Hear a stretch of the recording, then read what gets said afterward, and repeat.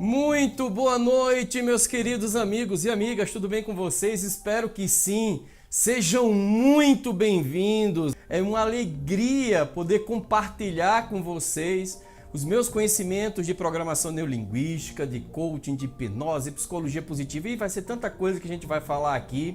Primeiramente, eu gostaria de me apresentar para quem não me conhece. Muita gente aqui acabou vindo por indicação de outras pessoas. Meu nome é Eduardo Rocha, eu resido em Brasília há mais de 20 anos e eu trabalho mais ou menos nesse mesmo tempo com programação neurolinguística. Já fiz alguns cursos nessa área, já passei por alguns mestres, vocês vão ver no decorrer dessa nossa aula de hoje, mas principalmente o que eu percebi da PNL é que ela pode nos ajudar a ser uma pessoa muito melhor do que nós somos. Olha só, muito melhor do que nós somos. E antes de começar, eu gostaria de falar um pouquinho como é que vai ser a didática desse curso, né? Vale lembrar que a programação neurolinguística, a gente vai falar um pouco mais sobre ela. Ela é uma abordagem, ela é uma tecnologia, uma metodologia centrada na prática, ou seja, na experiência, né? E pensando nisso, nós aqui do INA preferimos, durante toda a nossa jornada, desenvolver cursos que fossem de forma mais interativa, que pudesse gerar para você uma experiência. Essa formação nós idealizamos para que você tenha uma experiência. O máximo que nós vamos chegar é nessa telinha em relação a você. O meu limite é uma tela. Eu estou falando aqui da minha casa, você está aí na sua, né? Nós temos uma grande distância. Então, vai ser muito importante que você esteja focado junto comigo, olhando nos meus olhos e lembrando que a gente vai ter um conjunto muito grande de experiências. Vem comigo aqui agora. É muito importante que você faça as atividades que eu te pedi. Essas atividades serão importantes para que você possa ter o máximo de engajamento da PNL. Portanto, todas as vezes que eu parar um pouco para fazer uma atividade, ou você com você mesmo, ou com algum amigo próximo, ou com algum familiar, faça essa atividade.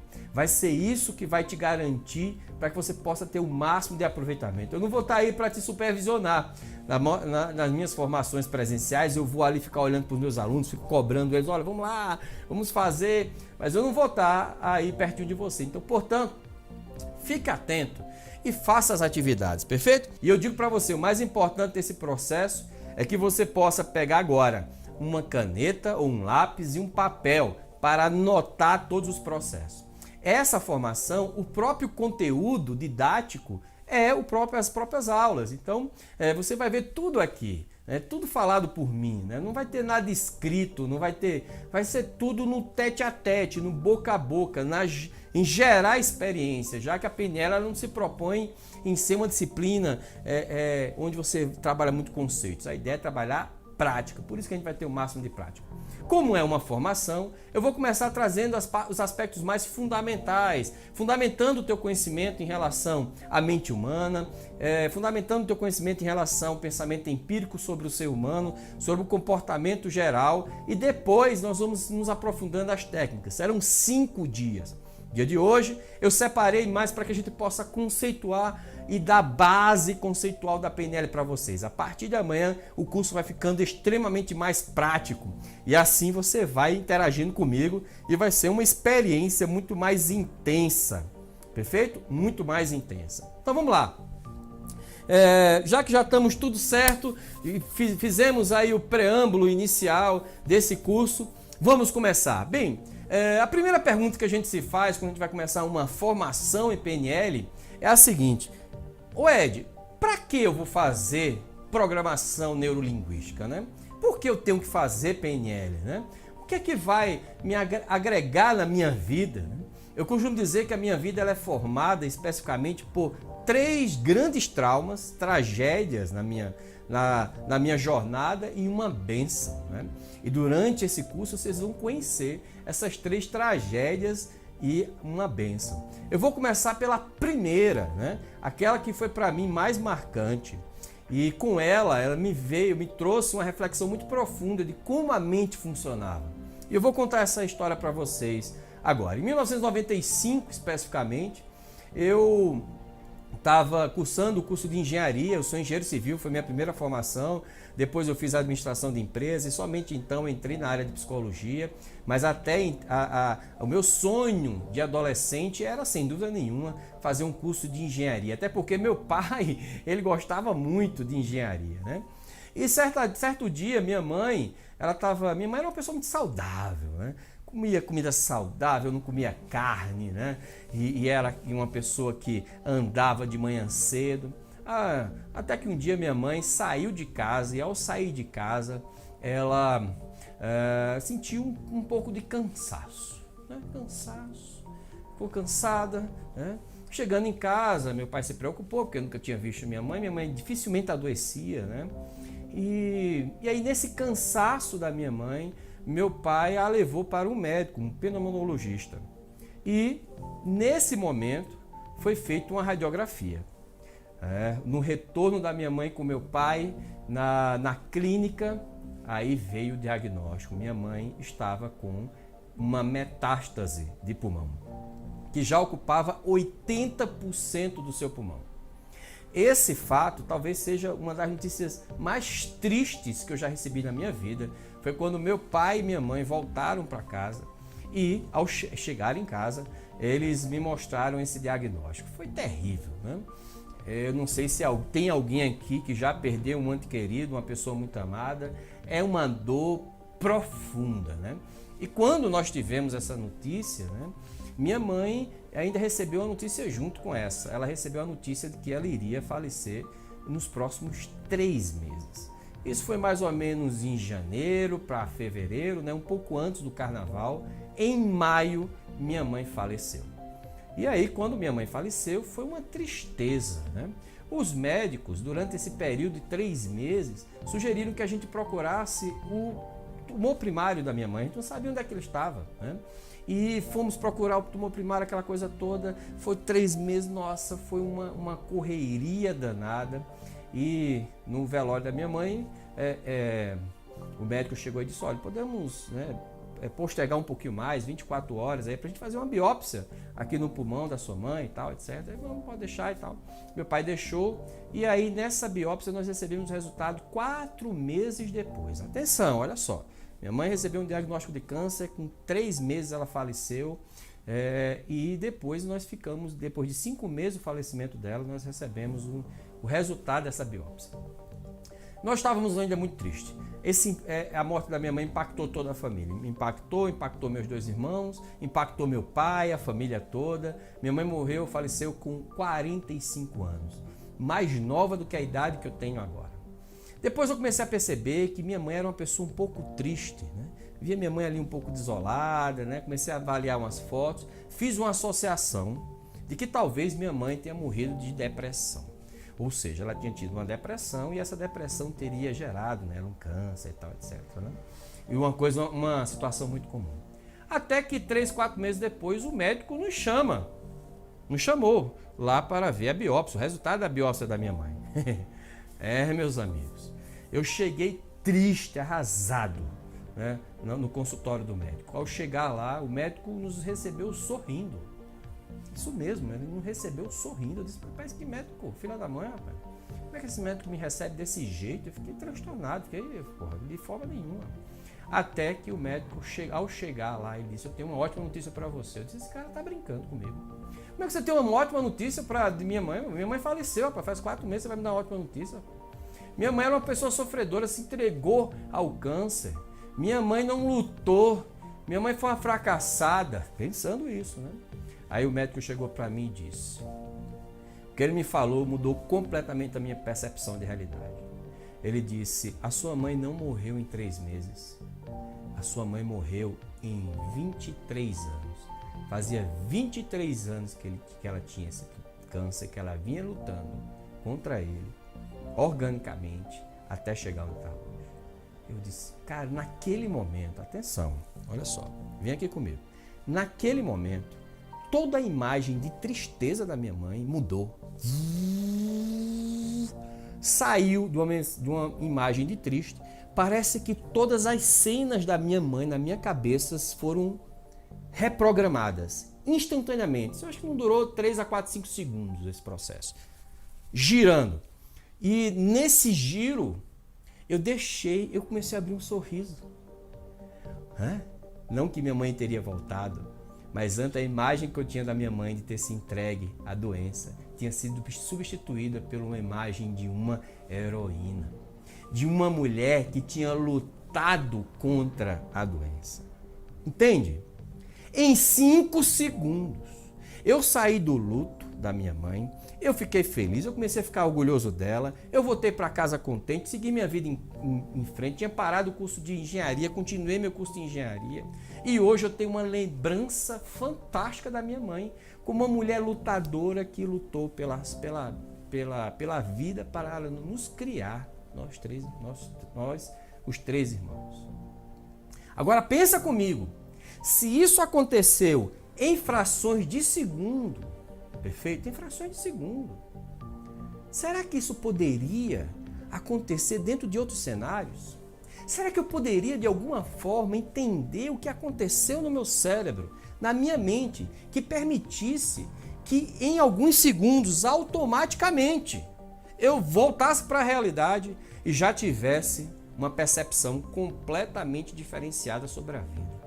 E foi sobre esse momento que eu comecei a questionar até que ponto eu poderia mudar minha mente, até que ponto eu poderia gerar mudanças comportamentais. E eu já te falo aqui, vou te dar. Esse curso é um curso de verdades inconvenientes, tá? E uma verdade inconveniente que eu vou te dizer viu?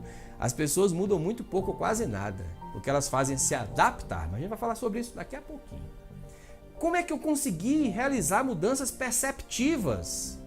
E olha, quando a gente fala de mudanças perceptivas, é uma coisa muito curiosa. Porque é como se eu te enxergasse a vida de uma forma completamente diferente. E foi exatamente isso que aconteceu. Eu comecei a enxergar a vida de uma forma diferente. Eu comecei a ver de uma forma diferente. E eu me fiz 7 perguntas que, naquela época, mudaram de forma definitiva a minha vida. Depois de 2 semanas refletindo sobre aquilo que eu tinha vivido, depois de ter tido a experiência, de passar por um trauma, passar por um processo de luto, se reerguer, voltar à minha vida, fazer engenharia, me especializar fora do país, depois assumir a direção de uma grande empresa, uma multinacional, viver todo esse processo, me desbloquear da minha vida. Eu queria entender exatamente o que tinha acontecido no meu cérebro e na minha mente. Foi aí que eu me fiz 7 perguntas super poderosas. Vamos começar com nossas perguntas, as 7 perguntas super poderosas que eu me fiz naquela época, hein, pessoal? As 7 perguntas super poderosas. Então vamos lá. Que perguntas são essas? Vamos ver. Qual é a primeira pergunta? Primeira pergunta.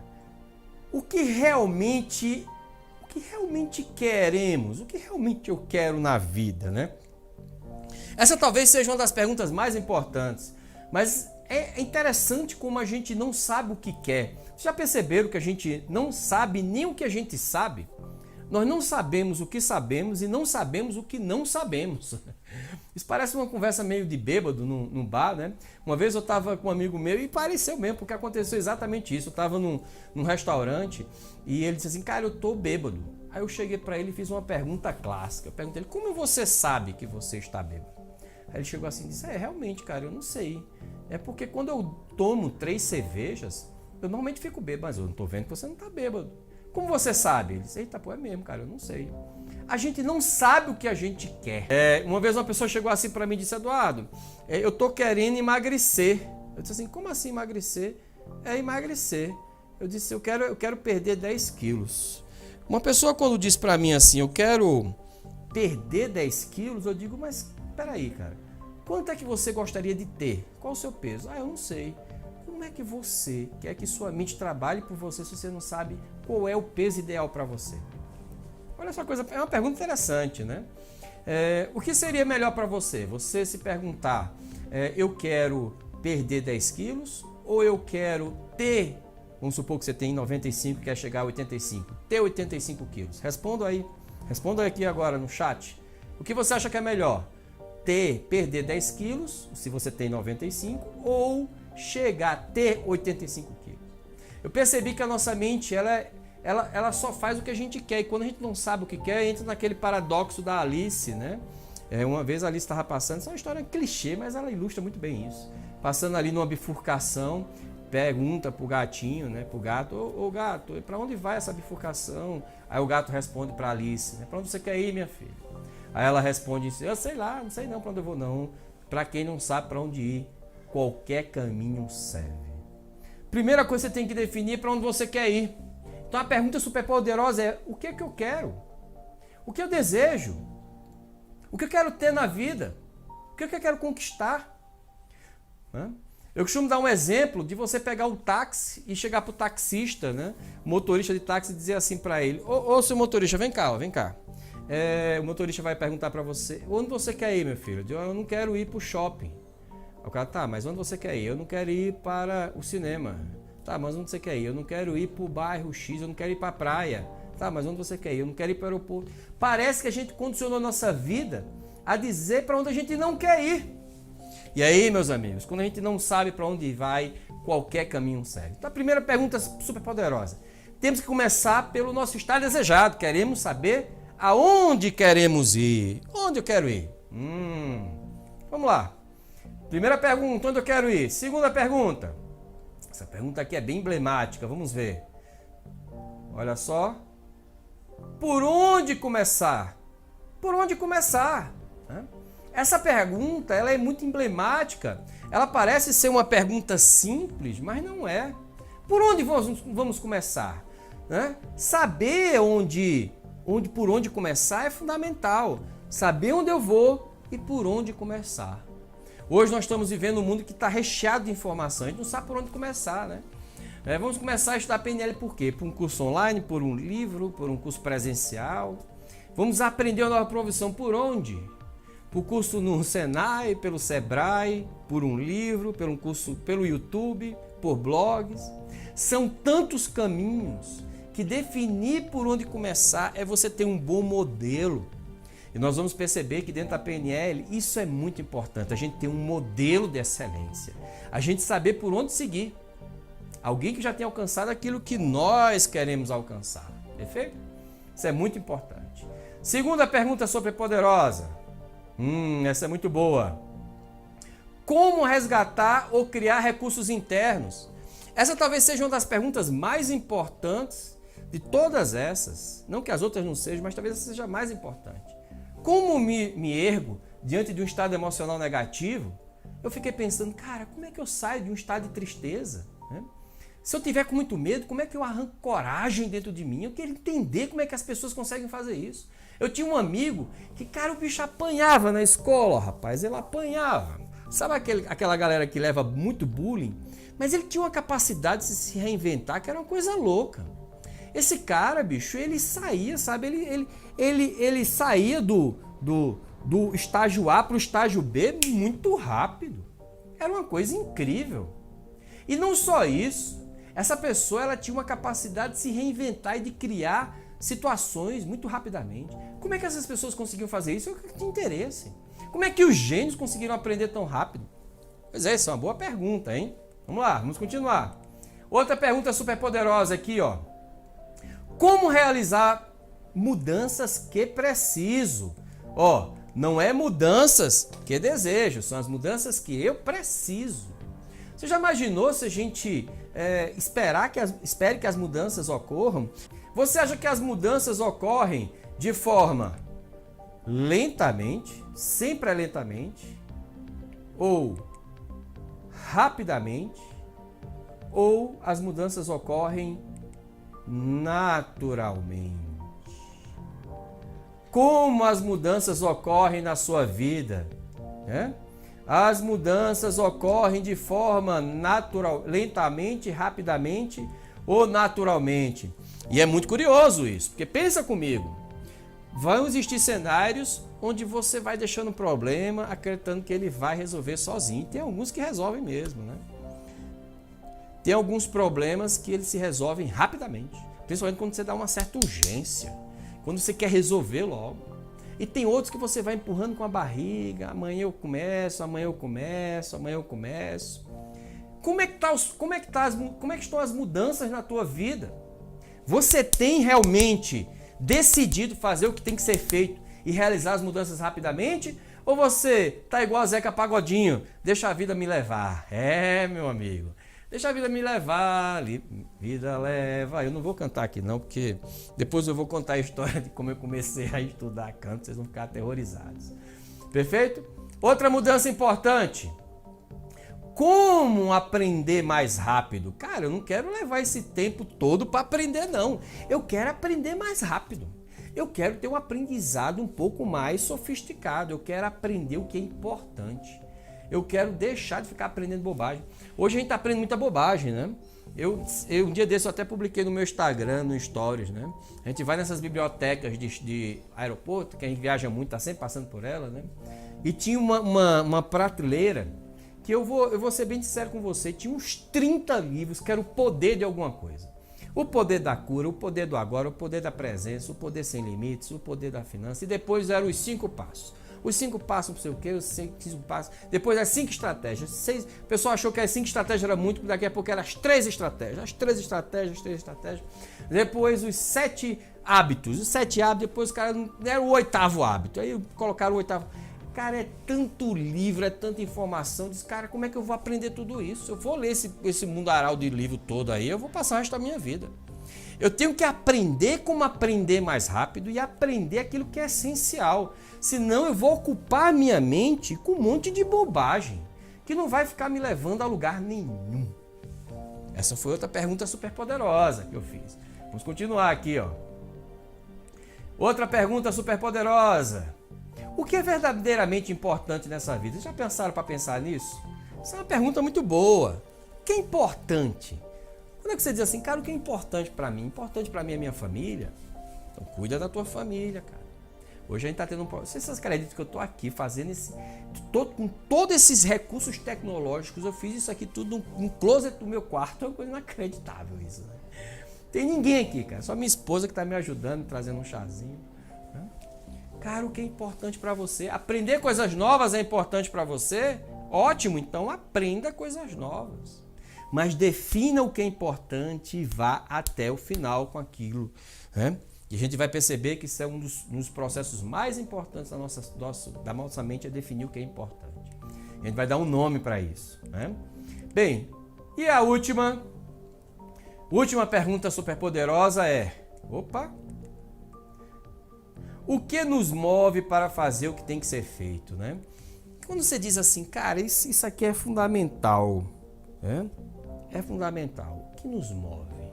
Né? O que nos move a fazer o que tem que ser feito? Qual é o nosso propósito? Qual é a nossa missão de vida?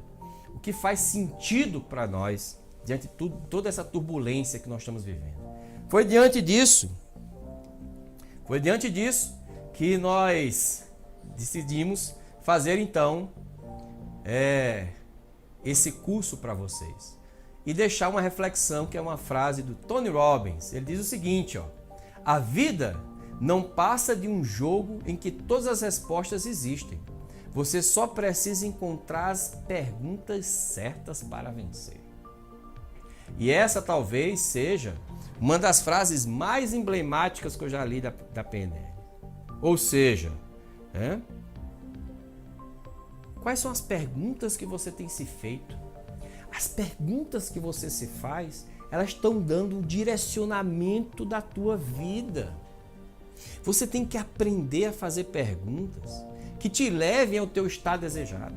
Porque senão você vai sufocar a tua mente de interrogações e de dúvidas que só vão trazer um significado medíocre, só vão te levar ao lugar onde você não deseja. E você precisa voltar a fazer boas perguntas. Quando você aprende a fazer boas perguntas, a tua vida muda, porque tua mente vai ser provocado a ter boas respostas. E quando você tem boas respostas, é onde as mudanças ocorrem. E é isso, que a gente está aqui, ó. Nós estamos aqui para isso. Perfeito? Estamos aqui para isso.